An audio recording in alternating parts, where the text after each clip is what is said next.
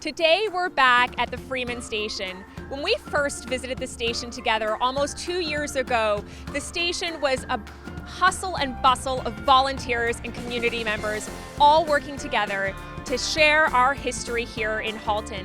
And today, with the announcement of their Ontario grant, they are continuing to do great work, providing a great space for families, friends, and neighbors to come and visit a part of our history here in Burlington.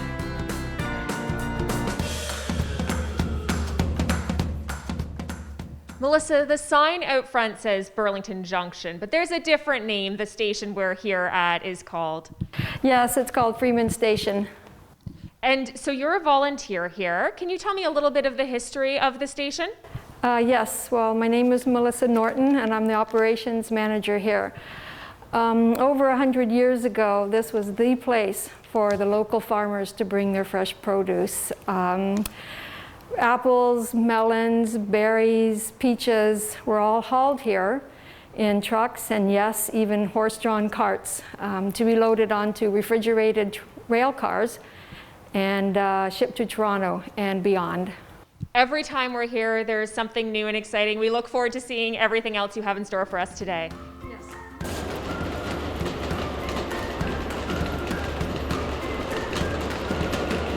Bob, we met over 2 years ago now in the basement here previously, and you were just starting to build out the beautiful station that you have here. Tell me how this has changed over the last couple of years. We actually started more than 2 years ago. It was probably about 6 years ago when we had a group of volunteers that wanted to do something to preserve the history and also something that would be used as an educational tool and to entertain visitors that came by. And we wanted to be just, a little bit more than just a model railway.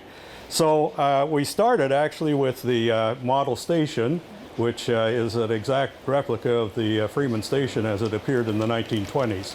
And that's our theme here, the 1920s, the way it was 100 years ago here in Burlington, how important the railway was to Burlington at that time. So Bob Chambers built the station on his kitchen table at home. Later he built the gatekeeper's tower, and we had another guy who was with it from the very beginning, Ken Taylor, who built all the models you see down Brant Street here, and also the water tower, which was used to feed the water to the steam locomotives when they stopped in town. And you had about 50 or sometimes up to 80 trains a day that stopped in town and took water.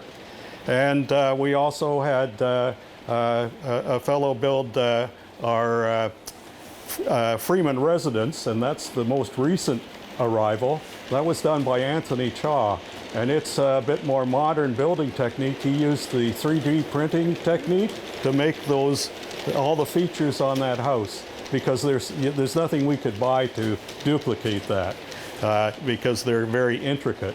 So that arrived here about January of this past year, so we haven't quite finished the yard work and everything, but it's going to be a nice addition. And that house, of course, is still standing, and that's 906 Brant Street, and it's a medical clinic now. But it was in the Freeman family household for many, many years, up to about 1988. Joshua Freeman came here to establish his farm and build a house which would have been over by where Holland Motors was, and he came in, I think, about 1818. So descendants of Freeman have lived here all that time, and the railway knew the station as Burlington Junction Station, but everybody here knew it as Freeman Station because there were so many Freemans around here. That's what I love about the Freeman Station. This is truly a piece of Burlington history and Halton history right here that you're replicating and able to bring in school children and community members and have them really learn about part of our history for our community. You have recently received a very exciting grant from the Ontario Trillium Foundation. Can you tell me a little bit about that? Yeah, the Ontario Trillium Foundation, we're just about to receive a grant which will allow us to do something that we always dreamed of, and that would be to have a video display on that back wall there. And we're going to do that during the course of this year. It should be finished by the end of this year. And that'll allow us to not only show videos of old railway and old-time pictures, but we'll also be able to use it as an education tool for the school visits that come in here. We'll teach them how a steam engine runs. We'll do panoramic views. We'll also, because this bottom portion of the station is not accessible, we will beam up from that video wall through cables upstairs, and that'll come up on the big TV set upstairs so that the visitors who can't come down the stairs, they can see what we're displaying downstairs here. So that's all covered in this grant from the Ontario Trillium Foundation, and we're really happy and thankful to have it. It's not the first time that the Ontario Trillium Foundation have helped out the station here, but their other grants were more for the construction of the station, and that was with regard to the handicap washroom upstairs and the accessible ramp outside, and I think the fire escape door up here.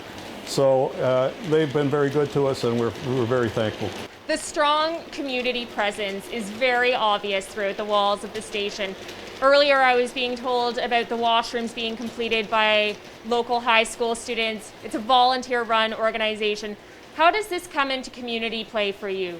Well, we're real happy to have all the support that we've gotten from, not just the grants, but the private donors too. There have been a lot of people that came here and donated equipment and donated money to support this. And like you mentioned, the folks from MM Robinson, the trade program, they finished all the walls here. And that was just a wonderful thing. We're trying to involve the community in a lot of ways in our open houses, our displays upstairs, and of course this, which is a replica of what the community was like in the 1920s. And that was in that era, that was all agricultural, and there were no cars, very few cars, I should say. No roads, no highways to speak of, no airplanes. The railway was the only way to travel, to get goods coming in and goods going out. So you had every day a fruit train, which we've modeled, which came in here in the growing season and picked up fruit growing here locally to take it off to the markets in Toronto, Montreal, even as far as overseas they shipped. And that was a big part of the business, the economy in those days, 100 years ago here in Burlington. Bob, as a community member and a strong volunteer here at the Freeman Station, what is your hope and your vision for the station as the years go by? We hope it just keeps becoming more and more of a place to go, a community attraction, something that's also good for visitors. It helps the tourism effort in Burlington. And it'll change. We want to keep doing new things with regard to educating people. There's a million stories to be told about various things here. We can display it on the video board. We just hope that people will keep coming back, to keep returning here.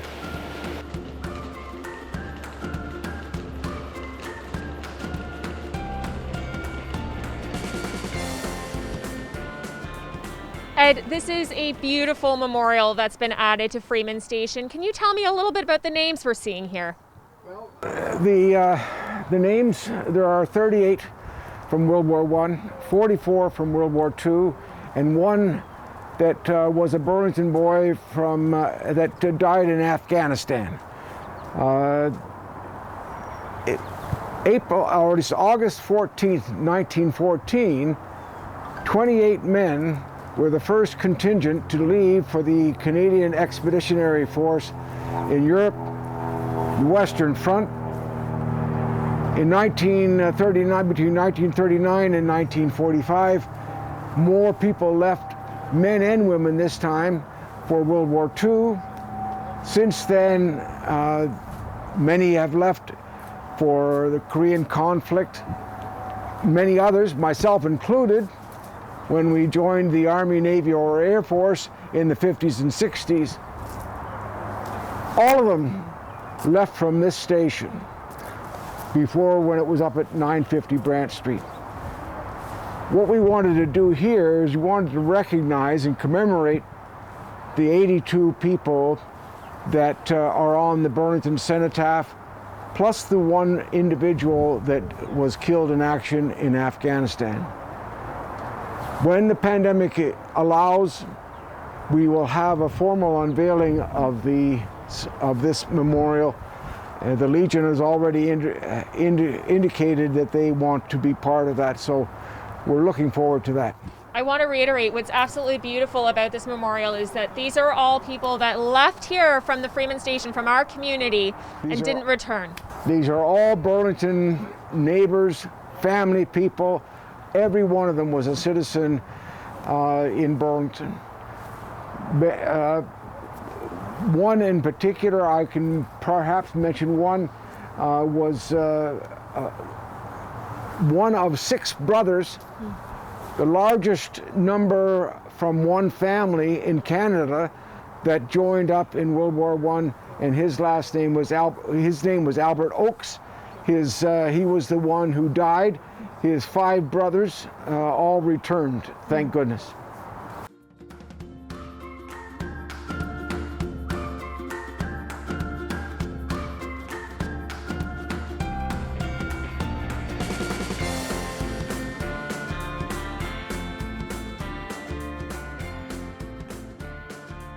David, this is truly the station that the community could. It's a community come together space. Everybody has worked so hard, the volunteers. What is your vision for the station moving forward? My vision for the station moving forward is to fill this empty space of track that is behind you right now with a CNR caboose and a CP rail boxcar. We hope that in the future, rather than looking at this bare fence, you'll see that beautiful orange color with the CN logo on the side, and again a beautiful brown boxcar representing the lifeblood of this particular community, especially the fruit and vegetable growers who would come to this site of Freeman Station, cross-dock their produce and put it into these boxcars to be able to deliver to Toronto, as far away as South Africa. Some of our apples were shipped. So again, it was a worldwide distribution center. We hope to be able to recreate that so that people can enjoy, again, just the sheer size and beauty of these pieces of rolling stock, which were so important to the lifeblood of this community. It's exciting when you see children and families come and be able to take in the history of our community. You see people coming back time and time again, enjoying the station and all the history it holds. How can our community get involved and be a part of the station themselves? Well, we have a tremendous number of opportunities for people to become involved. One of them is our program of sponsoring windstones.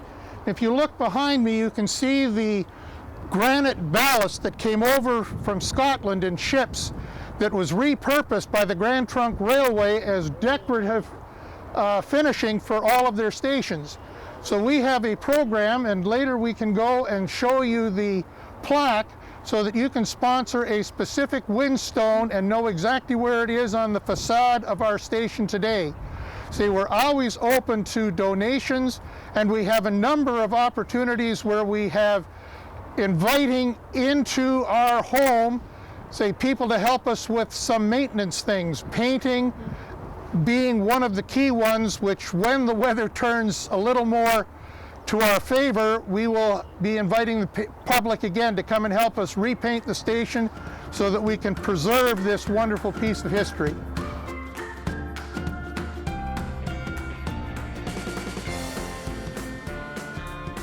When like-minded people with shared visions and values come together, amazing things can happen in our community. The Freeman Station is one such example of that.